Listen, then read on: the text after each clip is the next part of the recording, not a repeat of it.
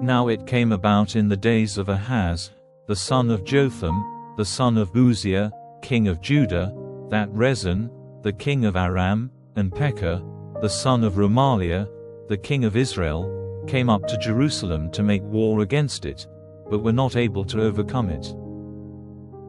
And word came to the family of David that Aram had put up its tents in Ephraim. And the king's heart, and the hearts of his people, were moved, like the trees of the wood shaking in the wind.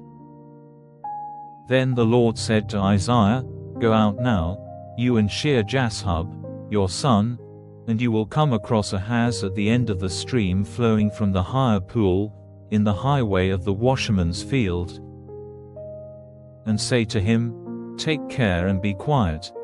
Have no fear, and do not let your heart be feeble, because of these two ends of smoking firewood, because of the bitter wrath of Rezin and Aram, and of the son of Remaliah. Because Aram has made evil designs against you, saying, Let us go up against Judah, troubling her, and forcing our way into her, and let us put up a king in her, even the son of Tabeel. This is the word of the Lord God. This design will not come about or be effected. For the head of Aram is Damascus, and the head of Damascus is Rezin, and in 65 years from now Ephraim will be broken, and will no longer be a people. And the head of Ephraim is Samaria, and the head of Samaria is Remaliah's son. If you will not have faith, your kingdom will be broken. And Isaiah said again to Ahaz, Make a request to the Lord your God for a sign in the deep places of the underworld, or in the high heavens. But Ahaz said, I will not put the Lord to the test by making such a request. And he said, Give ear now, O family of David. Is it not enough that you are driving men to disgust? Will you do the same to my God? For this cause the Lord himself will give you a sign. A young woman is now with child, and she will give birth to a son, and she will give him the name Emmanuel. Butter and honey will be his food, when he is old enough to make a decision between evil and good. For before the child is old enough to make a decision between evil and good, the land whose two kings you are now fearing will have become waste.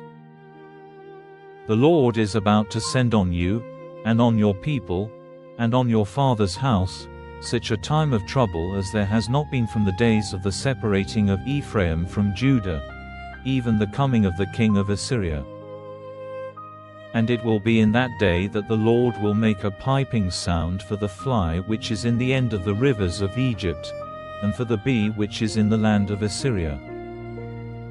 And they will come, covering all the waste valleys, and the holes of the rocks, and the thorns, and all the watering places. In that day will the Lord take away the hair of the head and of the feet, as well as the hair of the face, with a blade got for a price from the other side of the river, even with the king of Assyria. And it will be in that day that a man will give food to a young cow and 2 sheep. And they will give so much milk that he will be able to have butter for his food, for butter and honey will be the food of all who are still living in the land.